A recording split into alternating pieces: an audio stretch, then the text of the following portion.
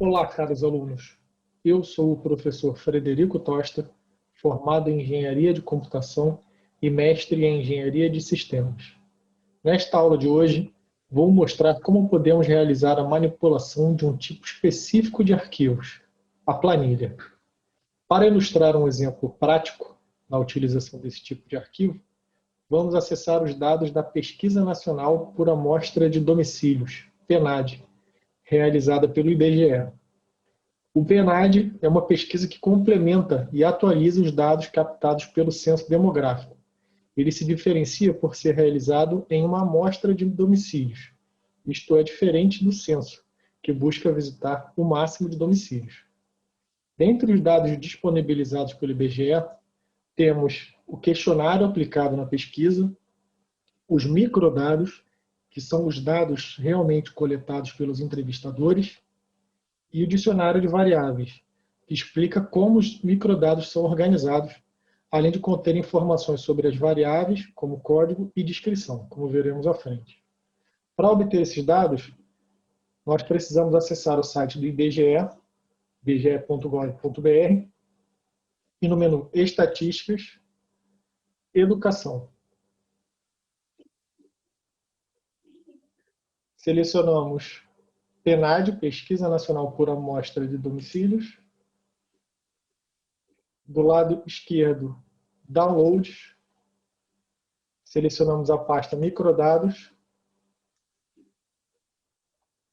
Descemos até o ano de 2015 e baixamos o arquivo Dados e Dicionários Input, que é o que nós vamos utilizar aqui. Eu já baixei esse arquivo para adiantar e vou mostrar para você como são esses arquivos. Então, na pasta Dados são os arquivos descompactados do arquivo de dados. Nós temos aqui dois arquivos texto, um que tem os dados sobre as pessoas e um que tem os dados sobre os domicílios. Ele é um arquivo texto comum, tá? Onde nós podemos observar aqui pelos 4 primeiros caracteres, nós temos o ano de 2015, que foi o ano de realização dessa pesquisa. E depois temos mais uma sequência de caracteres que vai até o final do arquivo.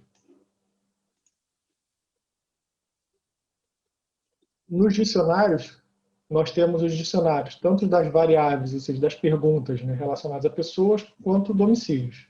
Eu vou abrir aqui de pessoas. E nós temos essas informações. Nós temos o cabeçalho e temos algumas informações sobre as variáveis. Então, por exemplo, posição inicial, 1, tamanho 4.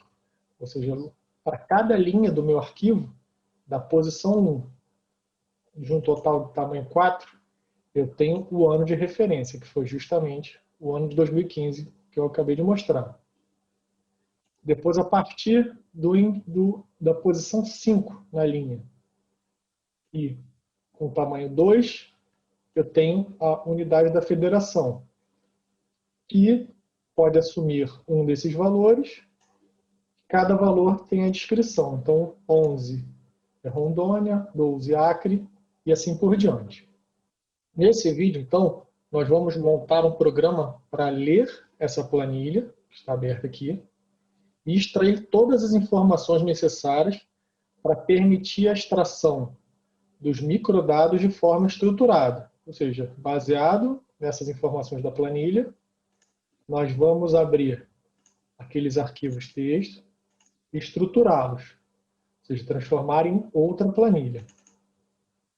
Esse primeiro vídeo é onde nós vamos fazer a preparação.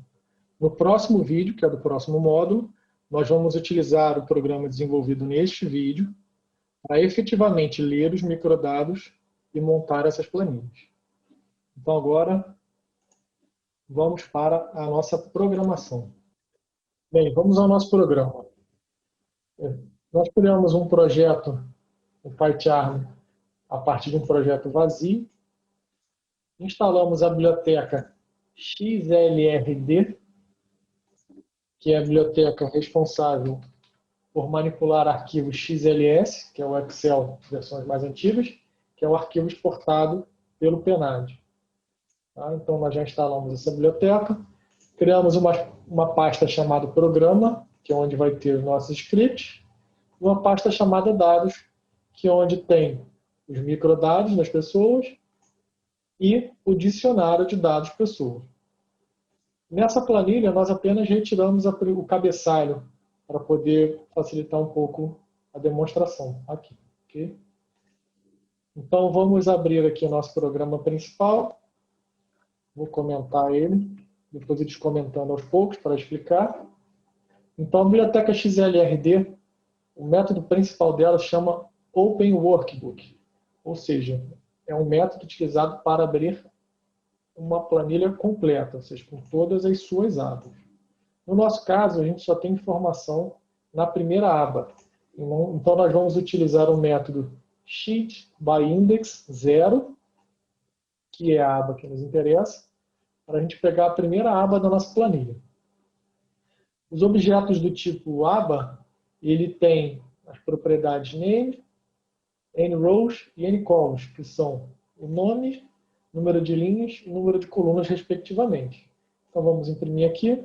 Então, o nome da aba está batendo exatamente com o nome da nossa aba, da nossa planilha, número de linhas e número de colunas. Para a gente poder acessar todas as linhas do arquivo, nós utilizamos o método getRows, que ele é um generator, que a cada iteração vai retornar uma linha para a gente.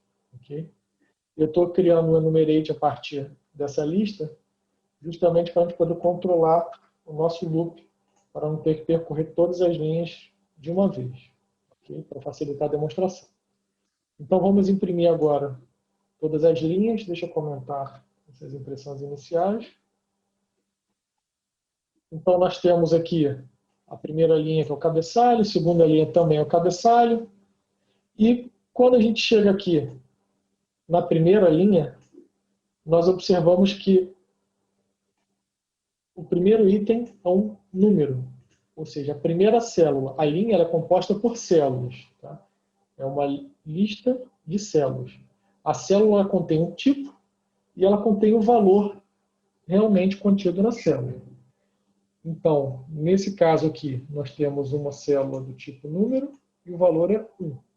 A segunda célula também é do tipo número e o valor é 4. E assim por diante. Agora, observa que sempre que nós temos a primeira célula do tipo número, nós estamos tratando de uma variável nova. Então, por exemplo, começamos aqui com a primeira célula do tipo número, nós temos a variável V0101, que é o ano de referência. Encontramos novamente outra célula, primeira célula do tipo número, nós temos a unidade da federação. Aqui nós temos uma célula vazia, a primeira célula da linha seguinte vazia, e na verdade ela é apenas uma categoria a mais dessa variável. Então, terminando essa variável unidade da federação, nós temos mais uma linha cuja primeira célula é um tipo número também. Nós temos a variável V0102, que é número de controle. Então, se a gente for observando, sempre que nós temos a primeira célula do tipo número, nós temos uma variável nova. Então, dito isso, nós vamos fazer um programa para poder varrer essa planilha e para cada nova primeira célula de uma linha do tipo número, nós criarmos uma variável nova. Então, para isso, nós criamos uma classe chamada variável, que vai ter todas as informações que interessam para a gente, que são posição inicial, tamanho, código da variável, descrição e uma lista de categorias. Então, nós temos posição inicial, tamanho, código, descrição e uma lista de categorias. E nós temos um método também de adicionar categoria, que vai esperar um dicionário contendo o tipo e a descrição daquela categoria. Ou seja, o tipo é o possível valor que aquela célula pode ter e qual é a descrição, qual é a tradução desse valor. Então, retornando aqui ao nosso script principal, nós vamos pegar a primeira célula da linha, nós estamos iterando aqui pelas linhas. Vamos pegar a primeira célula da linha, vamos verificar qual é o tipo dessa primeira célula, para ver se ele é igual a 2 ou não. Pela biblioteca XLRD, Essa aqui é a numeração de tipos, ou seja, tipo 0 é vazio, tipo 1 é texto, tipo 2 é número, e assim por diante. Então, o que interessa para a gente são as células do tipo 2. Então, se a célula é do tipo 2, nós vamos entrar dentro do loop e temos uma nova variável. Então, vamos descomentar aqui nossas variáveis de controle. Essa variável chamada variáveis, ela vai conter a lista com todas as nossas variáveis que a gente encontrou daqui da planilha. E a nova variável, ou seja, cada vez que a gente encontrar a primeira célula do tipo número, nós vamos criar uma nova variável para poder adicionar nessa lista. Então, primeira célula é do tipo 2, que é número? Sim. Ou seja, estamos entrando então na parte do loop de uma nova variável. Vamos pegar aqui as informações necessárias para poder criar um objeto novo, são as informações utilizadas no construtor, ou seja, primeira célula, eu vou pegar o valor dela, segunda célula, eu vou pegar o valor, que é o tamanho, terceira célula, o valor é o código, a quarta célula, que é esse número, nós vamos pular, e depois pegar a descrição na quinta célula. Vamos criar essa nossa nova variável utilizando o construtor variável. E, se a gente observar também pelo console, sempre que a gente encontra uma variável nova, essa variável já contém a sua primeira categoria. Então, nós já vamos ter que adicionar essa categoria à nossa variável.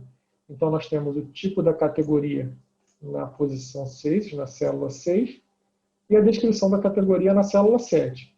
E vamos utilizar o método addCategoria para adicionar um dicionário contendo essas duas informações na nossa nova variável. O loop vai continuar.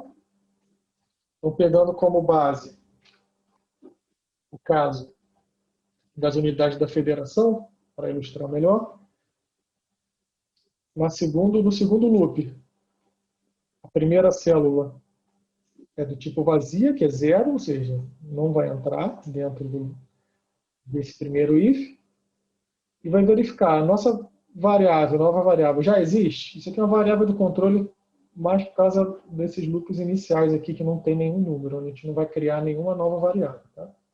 Então, nós já temos uma nova variável, que a gente acabou de criar no loop anterior. Então, o que interessa para a gente são apenas as duas últimas células, que é a posição 5 e 6, que é a célula 6 e 7, respectivamente. Vamos criar um dicionário com essa informação e armazenar nossa variável. Então, para a variável unidade da federação, a gente vai executar isso aqui várias vezes. Terminou, nós vamos lá no loop de novo. Primeira célula é do tipo number? Nós estamos aqui agora. Sim, é do tipo number. Nós temos já uma nova variável criada? Sim, nós acabamos de criar e povoar com todas as categorias. Então, vamos adicionar essa nova variável à nossa lista de variáveis e vamos construir uma nova variável. E esse processo se repete novamente. Ao final, nós vamos imprimir aqui o total de variáveis que a gente encontrou, né? E vamos imprimir também algumas informações das variáveis encontradas. Eu vou executar aqui novamente para mostrar. Então, nós imprimimos aqui o código da variável e a descrição, e quais as categorias que ela tem. Tá? Então, voltando aqui, por exemplo, nas unidades da federação, o código dela é UF, a descrição da unidade da federação, e os tipos das categorias. Tem 11, que é Rondônia, 12, Acre, e assim por diante. Então, com isso, nós temos uma lista de todas as variáveis daquela planilha. Então, se a gente executar de novo aqui, eu vou comentar o limitador aqui do loop, vou executar mais uma vez. Vamos verificar aqui rapidamente quantas variáveis nós conseguimos capturar. Ou seja, nós temos um total de 434 variáveis aqui dentro dessa nossa planilha. E essa informação é o que a gente vai usar para poder fazer o próximo vídeo, que é pegar os microdados, utilizar essa lista de variáveis e reestruturar os microdados em forma de planilha novamente.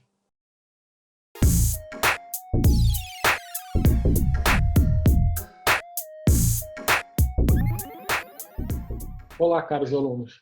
Sou o professor Frederico Tosta e na aula de hoje vamos dar continuidade à extração das informações dos microdados da Pesquisa Nacional por Amostra de Domicílios, PNAD, realizada pelo IBGE.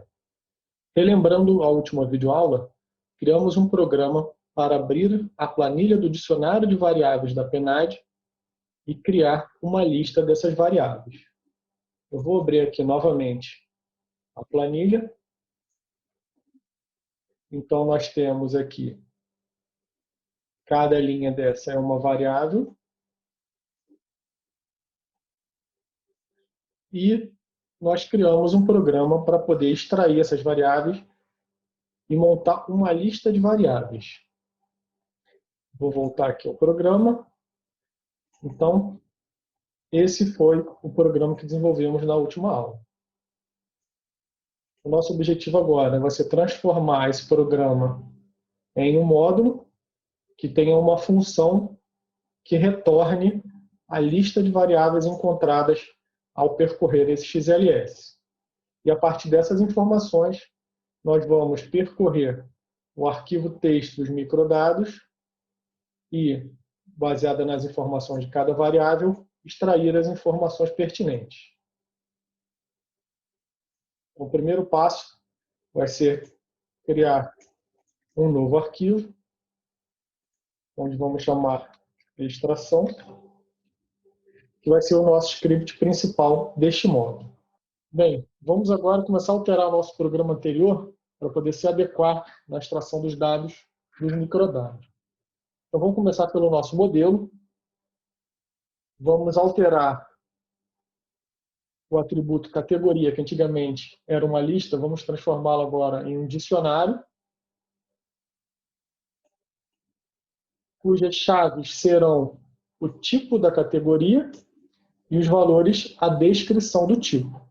Então, retornando aqui na planilha, no caso do local de nascimento, por exemplo, o tipo 11, ou seja, a chave 11, vai apontar para a descrição Rondônia. A chave 12 para a descrição Acre, e assim por diante. Isso vai acelerar bastante o nosso processo de extração de informação dos microdados. Vamos agora, então, remover esses comentários. E, por último aqui, a representação da nossa classe, vamos passar a utilizar as f-strings, ao invés de uma concatenação simples de string.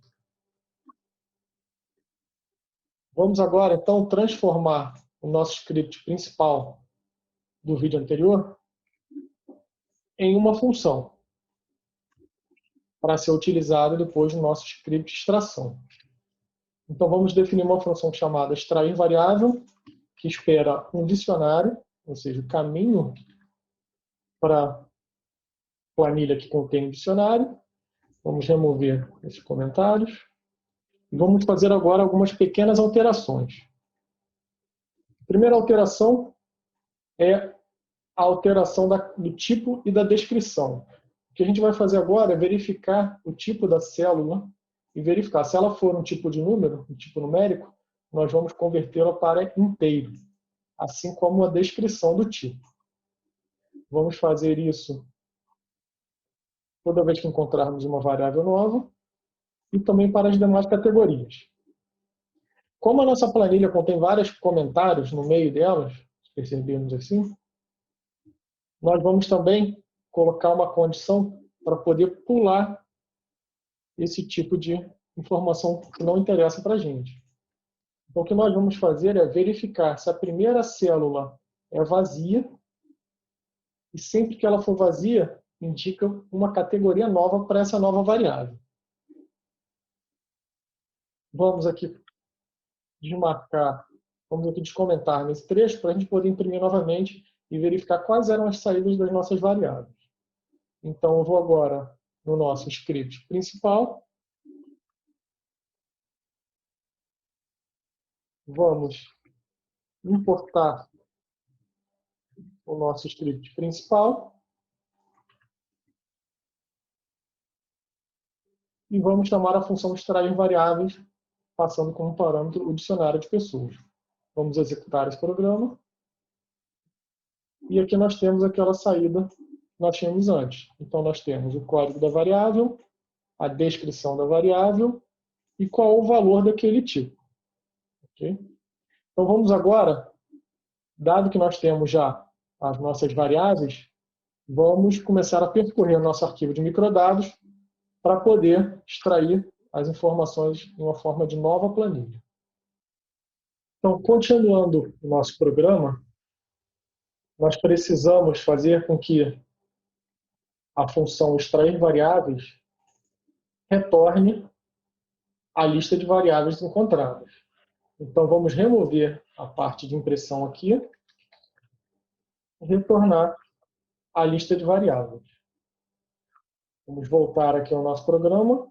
Eu vou colar aqui o programa todo, vou comentá-lo e descomentando aos poucos para poder explicar passo a passo.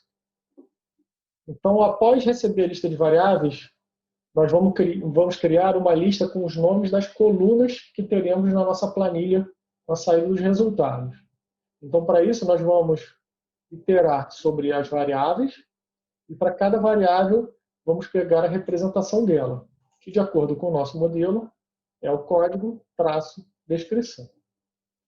Vamos criar uma variável linhas, onde nós vamos adicionar cada linha já tratada e vamos começar agora a tratar em si o arquivo do microdado. Então, primeiro vamos abrir o arquivo pessoas2015.txt, vamos atribuir a variável microdados e vamos iterar linha a linha dessa variável. Então, para cada nova linha do arquivo, vamos criar uma variável chamada nova linha, que é uma lista que vai conter os valores das variáveis. Então, para cada variável que nós temos armazenada no sistema, nós precisamos percorrer essa linha e ir recortando, baseando-se na posição inicial descrita na planilha, então posição inicial, e posição inicial mais tamanho. Ou seja, a gente vai fazer um slice da string, ou seja, um recorte da nossa string, onde vamos recortar a partir da posição inicial até a posição inicial mais o tamanho dela. Uma modificação que foi necessária fazer no modelo foi a alteração do índice. Se a gente observar a planilha, a posição inicial começa em 1, enquanto que nas strings a posição inicial começa em 0. Então, para isso, eu estou diminuindo um valor aqui da posição inicial lida da nossa planilha original. Então, com isso, a gente fazendo o slice da linha, nós temos acesso ao valor da variável contido na linha. Então, para cada variável, a primeira variável começa no índice 1, que vai se traduzir em índice 0 na string, e tem tamanho 4. Então, a gente vai ler do 0 ao 4. Depois, a segunda variável, ela começa no índice 5 e tem tamanho 2. Então, ela começaria aqui e tem tamanho 2, ou seja, até 11. E assim por diante. Nós vamos verificar, se a gente observar, ou pelo arquivo texto, nós temos apenas números e espaços em branco. Então, se nós tivermos algum valor, a gente vai converter ele para inteiro. E vamos imprimir aqui o valor encontrado e, pelo nosso dicionário de categorias de cada variável, a gente vai ver qual é a descrição desse valor. Então, vamos aqui limitar para as 40 primeiras linhas e vamos imprimir o que nós temos até agora.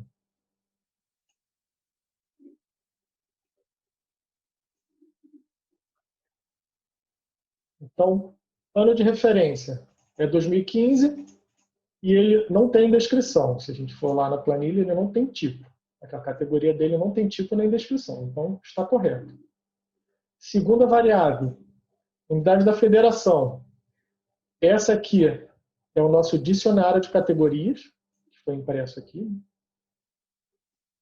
E ele tem valor 11, ou seja, na primeira linha, valor 11, que corresponde a Rondônia. ok? E isso a gente vai repetindo para as demais variáveis. Então, variável sexo. Nós temos um dicionário com dois possíveis valores. Tipo, a chave 2 corresponde ao masculino e a chave 4 corresponde ao feminino. No nosso caso, foi encontrado no arquivo texto 2, que é traduzido para masculino. O nosso objetivo, ao final, vai ser substituir esses códigos pelos valores quando existentes. Então, nós teremos uma planilha que seria mais fácil a leitura. Então, continuando aqui o nosso programa, o valor final, ou seja, o valor que vai ser escrito na célula, vai ser igual à descrição, masculino, por exemplo, caso ela exista, então a gente retorna ela. Caso contrário, a gente vai retornar o valor encontrado direto no arquivo texto. Então, por exemplo, o dia de nascimento. O dia de nascimento ele não tem uma descrição de categoria. Então, nesse caso, a gente retorna o número 27. E esse valor final a gente vai adicionando na nossa linha, ou seja, na nossa nova linha. Ou seja, essa variável nova linha, ao final, ela vai ter todas as variáveis já no formato que nos interessa.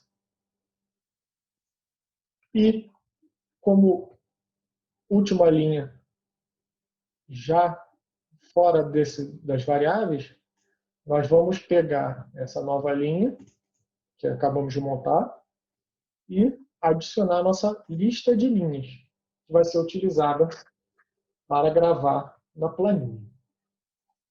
Para realizar a gravação dos dados na planilha, nós vamos utilizar a biblioteca chamada Pandas, que pode ser instalada diretamente aqui pelo PyCharm.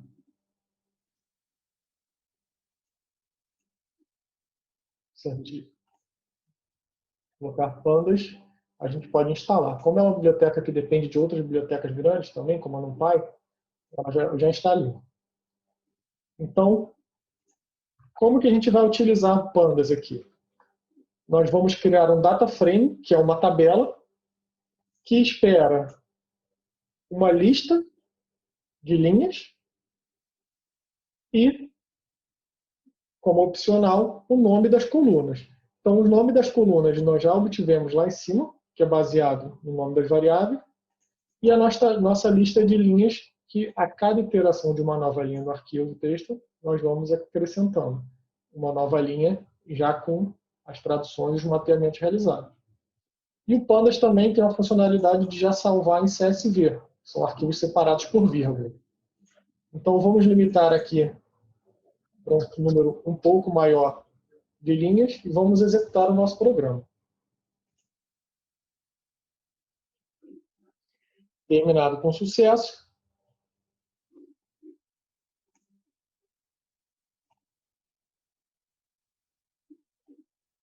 vamos abrir o nosso arquivo com os microdados.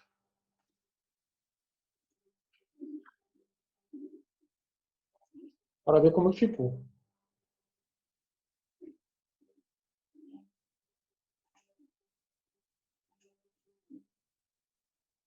Observe que agora o nome das colunas é o código da variável traço a descrição, e como célula, ou nós temos o valor absoluto contido no arquivo texto, por exemplo, dia de nascimento 27, mês de nascimento 2, e nos casos onde nós conseguimos mapear a categoria por um texto, ou com uma descrição, ela já foi substituída. Se a gente observar aqui, nós estamos com um número limitado de colunas. Vamos fechar esse arquivo. No nosso programa principal, vamos remover a limitação do número de colunas. Vamos remover essas impressões. Vamos executar novamente o programa. Aqui embaixo, eu imprimir o formato do data frame, ou seja, dessa planilha, ou seja, nós estamos com 1.002 linhas e 434 colunas agora. Executando no arquivo completo, nós teríamos 356.904 linhas, também o mesmo número de colunas. Vamos agora abrir novamente nosso arquivo de microdados, agora com todas as colunas verificadas.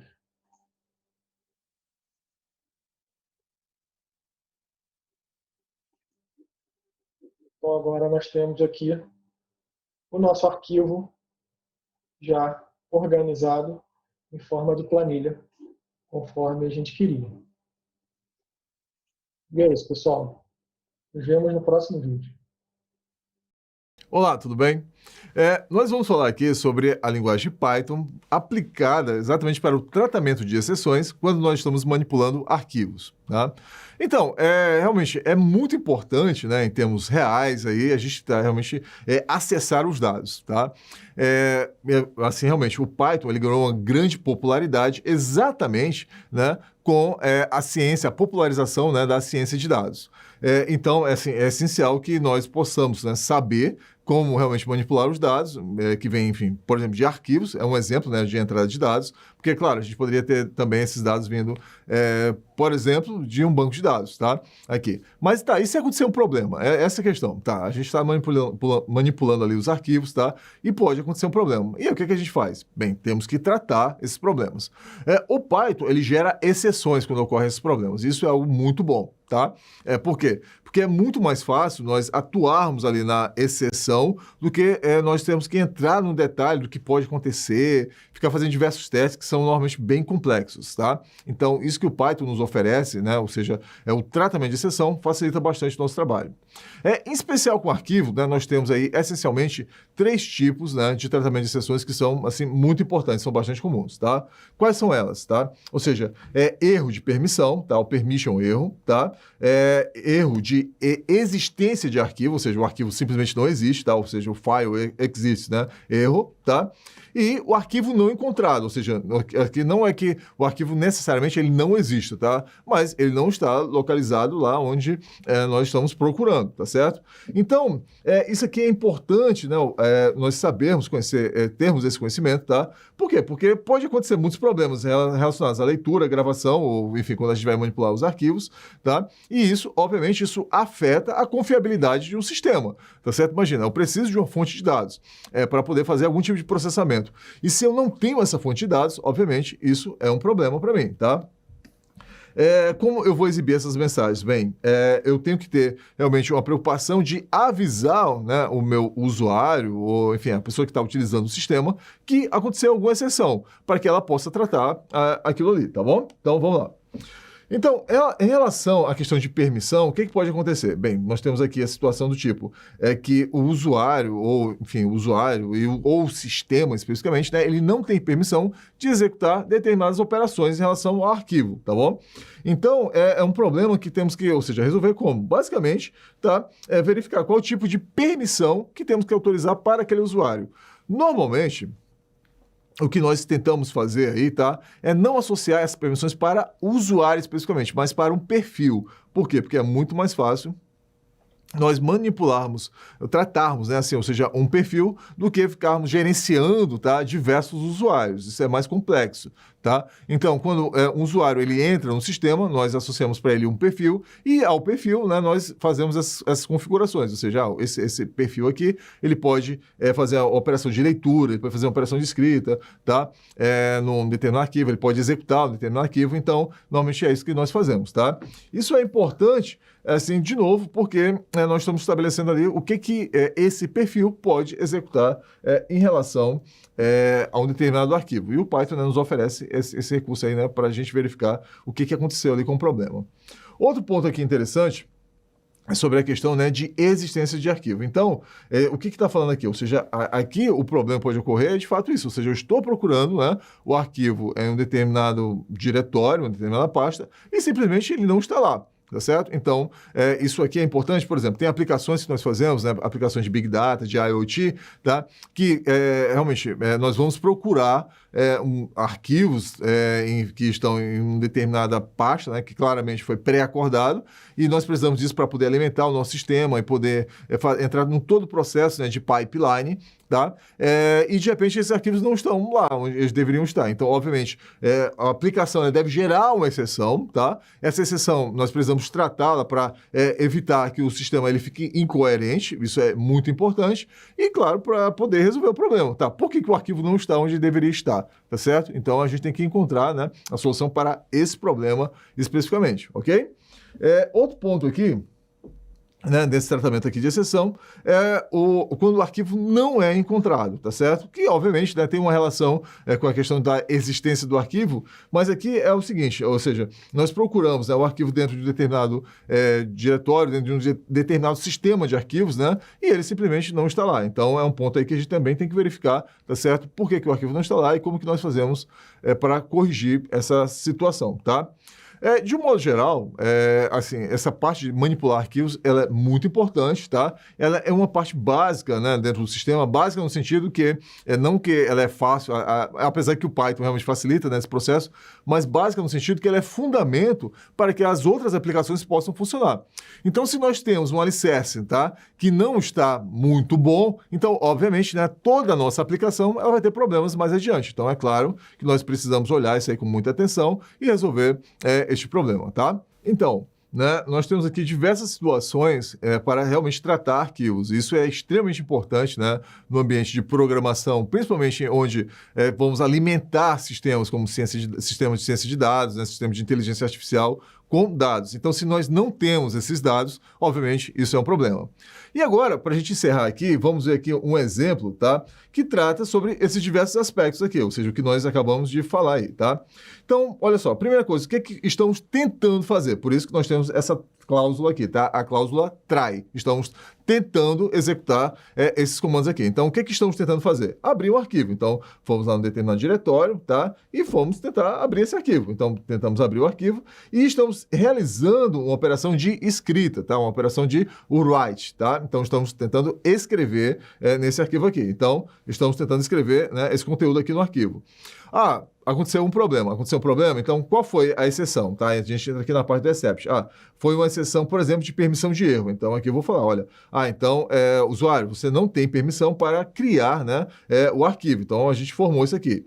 Outra situação aqui, poxa, estou de novo tentando aqui abrir o arquivo, tá? Aqui, então, uma situação pode ocorrer, uma situação que eu vou dizer, esse arquivo não existe. Então, veja que eu tenho aqui, tá? Esse tratamento específico. Olha, assim, o arquivo, né, ele simplesmente não existe. E outra situação que estou tentando ler aqui o arquivo, tá? E realmente eu não consegui ler, fazer essa leitura. Então eu falo aqui, tá? Que o arquivo não foi encontrado. Então aqui temos um exemplo concreto, tá? De como funciona essa estrutura aí de leitura de arquivos, tá bom? Leitura, tratamento, né, de arquivos. Leitura, tratamento, escrita, execução, tá? Sobre arquivos, isso é importante, né, nas aplicações que nós temos assim que manipular dados, ok? Bem, vamos ficando por aqui. Desejo para vocês bons estudos e até mais.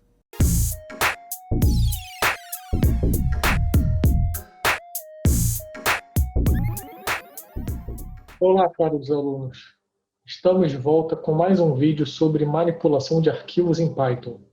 Sou o professor Frederico Tosta e na aula de hoje vamos apresentar mais um exemplo de como utilizar o Python para extração de dados de arquivos, onde abordaremos o tratamento de exceções e manipulações de diretórios. Para este exemplo, vamos utilizar um conjunto de arquivos espalhados em diretórios diferentes, que contém informações sobre a precipitação, ou seja, a quantidade de chuva, em diferentes latitudes e longitudes, para diferentes horas do dia. Vamos dar uma olhada agora em como estão organizados esses arquivos. Então, nós temos aqui o nosso script principal e temos 3 diretórios, são 3 anos diferentes, 1961, 62 e 63. Para cada ano, nós temos os 12 meses do ano. Então, 1961, mês 1, 1961, mês 2, e assim por diante. E dentro de cada mês, nós temos as informações de precipitação para todos os dias e a cada 6 horas. Eu vou trazer aqui um pouco maior a nomenclatura dos arquivos, que vai ajudar a entender um pouco melhor. Então, nós temos aqui PREC de precipitação, depois o ano, em seguida nós temos o mês, com 2 dígitos, e o dia também com 2 dígitos.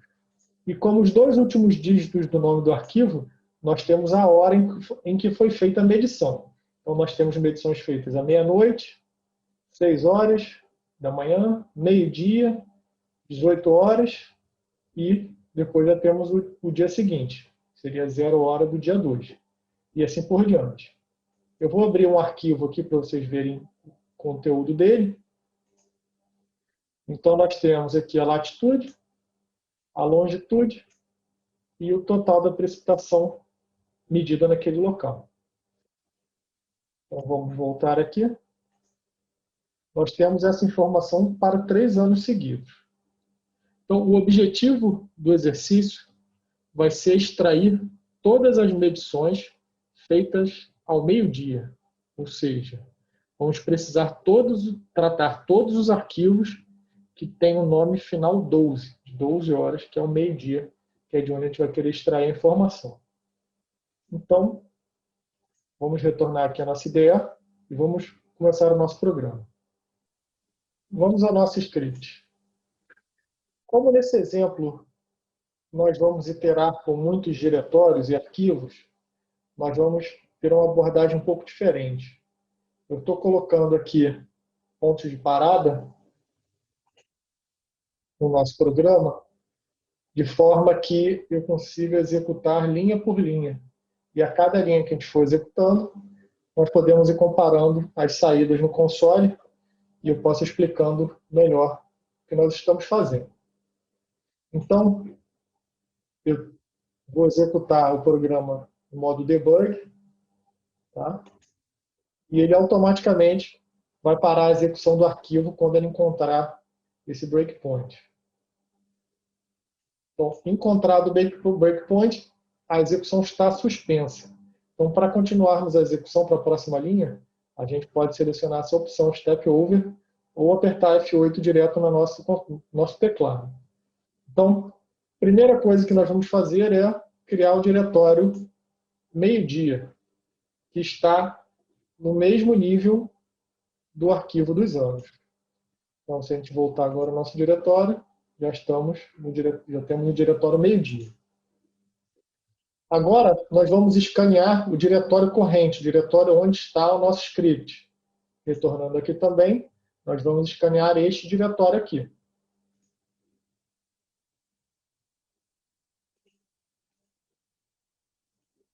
Eu vou alterar aqui para o console. Estamos no diretório de ano 1961. E vamos escanear agora os diretórios dentro desse diretório principal que a gente acabou de entrar. Então, estamos agora no primeiro mês, pode ser acompanhado aqui pelo console também.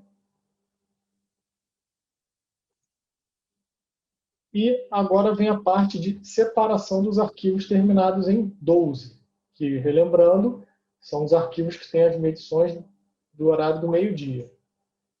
Então, se observarmos aqui, nós estamos utilizando o módulo glub e o método glub também. E ele espera aqui uma formatação um pouco diferente na busca dos arquivos. Deixa eu caminhar para dentro, para facilitar o entendimento. Então, quais arquivos que nós queremos que esse método retorne para a gente? Nós queremos todos os arquivos que comecem com o diretório que a gente acabou de entrar, tá?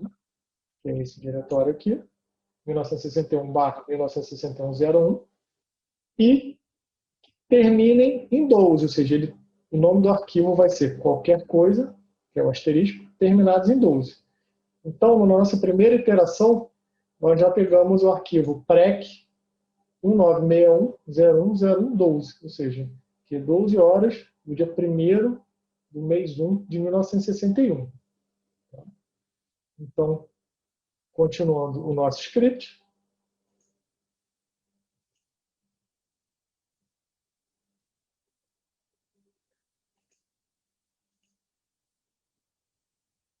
Nós temos aqui o caminho completo do arquivo que nós estamos trabalhando e nós separamos aqui, retiramos a barra, fizemos um split da string, utilizando a barra como separador, para poder pegar justamente o nome do arquivo.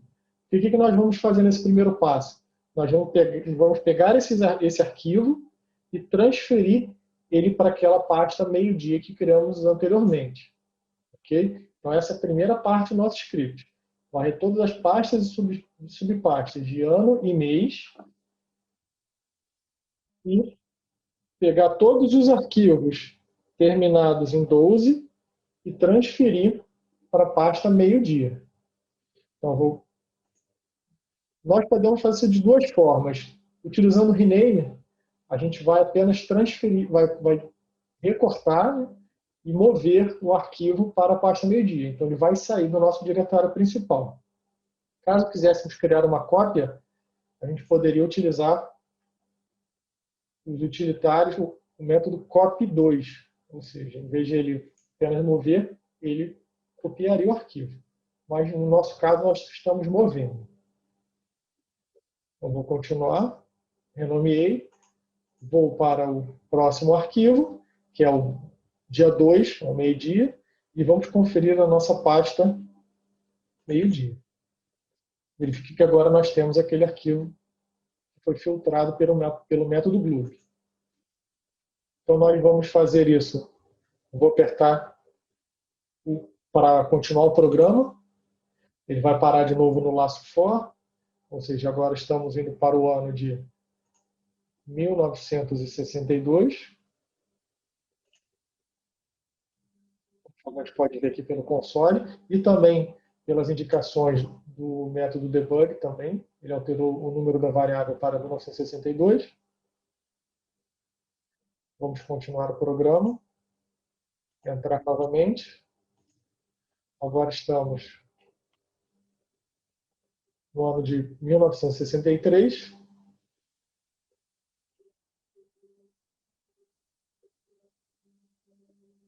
Vamos continuar.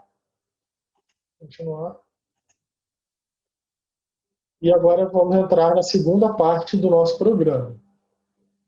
Nessa parte, nós vamos abrir cada arquivo, que agora se encontra na pasta meio-dia, e vamos para cada latitude e longitude fazer duas coisas.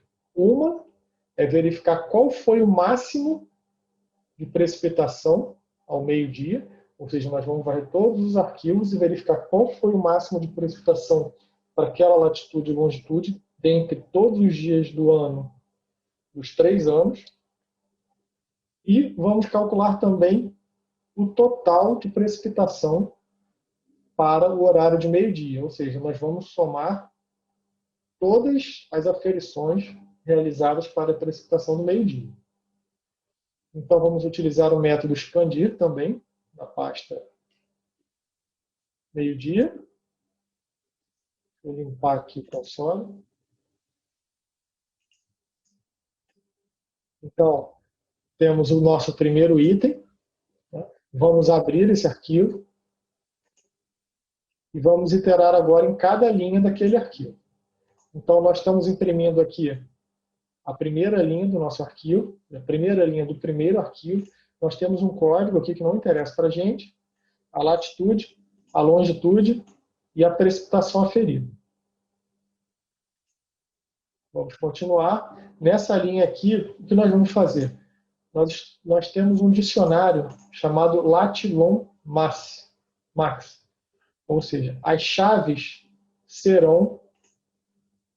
desse dicionário são a latitude, vírgula, a longitude.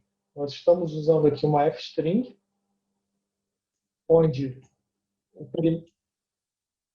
ela vai fazer uma concatenação de strings, onde o primeiro item é o segundo elemento da lista, ou seja, nesse primeiro caso aqui é menos 50.2, vírgula, o terceiro elemento da lista, que é o menos 83.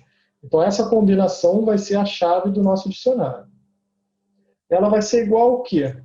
Ela vai ser igual ao máximo entre o valor que estava lá, ou seja, eu estou pegando o dicionário, estou buscando o valor que está na chave dados 1, dados 2. Caso esse valor não exista, que é o caso da primeira execução do nosso laço, ele vai retornar o valor zero. Então, essa função máxima ela vai comparar o valor que já estava no dicionário, ou zero, com o dado atual, que no caso aqui é zero também.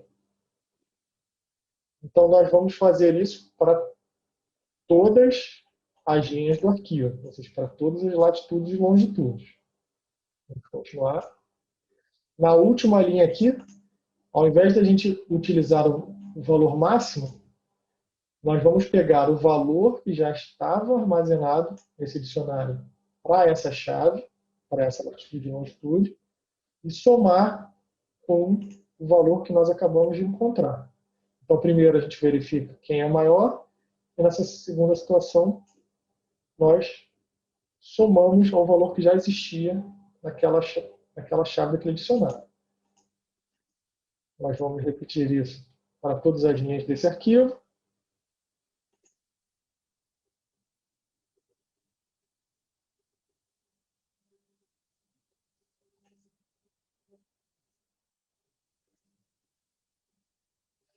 Agora já estamos no arquivo do dia 2. E nós vamos retirar agora o breakpoint para a gente poder terminar a execução de todos os arquivos. Eu vou dar um pause no vídeo e retornar quando tiver acabado essa operação, porque ela leva um tempo, porque nós temos bastantes arquivos lá.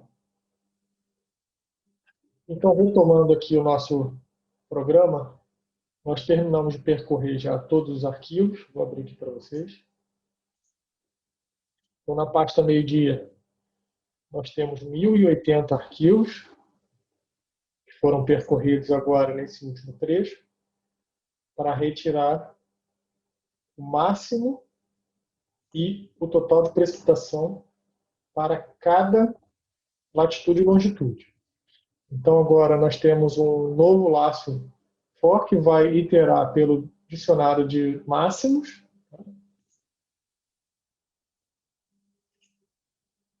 E vou imprimir a linha. Então, o que eu estou imprimindo? Eu estou imprimindo a latitude e longitude, ou seja, é o valor da chave, tá?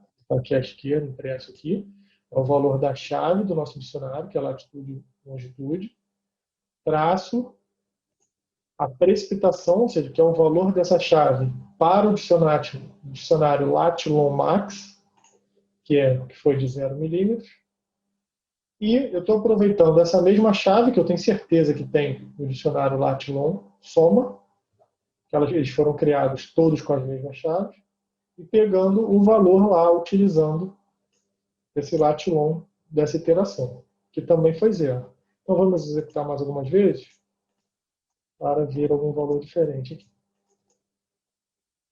Então aqui, por exemplo, para essa latitude e longitude, nós temos a precipitação máxima em uma amostragem, em um evento, de 16,33 milímetros. E o somatório dos valores dessa latitude e longitude dos 1080 arquivos deu 957 milímetros. O próximo passo é escrever todos esses dados em um arquivo utilizando o formato CSV, que no caso está separado por ponto e vírgula. Ou seja, eu vou fazer o mesmo loop, mas ao invés de imprimir e colocar os traços aqui no separador dos valores, coloquei um ponto e vírgula, retirei o milímetro para o processador de planilhas conseguir interpretar como número, e estou escrevendo no arquivo saída.csv. Então vamos agora executar essa parte do programa. Então nós vamos imprimir ainda aqui um monte de coisa, porque o programa estava parado aqui em cima, e ele vai parar aqui embaixo novamente. Vamos executar aqui. Vamos continuar o programa. O programa então terminou. Eu cliquei 2 vezes sem querer, então acabou não parando aqui. Vamos verificar agora a saída.csv. Ele está na mesma pasta do script. Vamos abri-lo. E nós temos aqui a latitude e longitude. O segundo item é o máximo, dentre todos aqueles 1080 arquivos. Para cada latitude e longitude, qual é o máximo e qual foi o somatório. Então, finalizamos aqui o nosso último vídeo. E mais um detalhe, antes de terminar, deixa eu comentar aqui. Vamos falar sobre os tratamentos de exceções, né? Se nós quisermos executar novamente esse programa, ele vai funcionar. Por quê? Porque quando ele for tentar criar, por exemplo, o diretório meio-dia novamente, ele vai verificar que já existe e vai lançar a seção file que existe erro, que nós estamos tratando. Quando nós estamos iterando sobre o diretório dos anos, ele tenta iterar também pelo próprio script, porque eu mando um scandir em toda a pasta corrente. Então, inclusive, o arquivo principal é retornado. Mas, ao tentar realizar um scandir num arquivo, ele lança uma outra seção, que é Not Directory. Ou seja, o arquivo não é um diretório. Mas, como nós tratamos essa seção também, o nosso programa continua. Aqui, mesma coisa. Se nós utilizarmos o rename e o arquivo já existir, ele vai dar um file exists erro. Como nós estamos tratando, ele vai partir para o próximo loop. E agora sim finalizamos o nosso vídeo.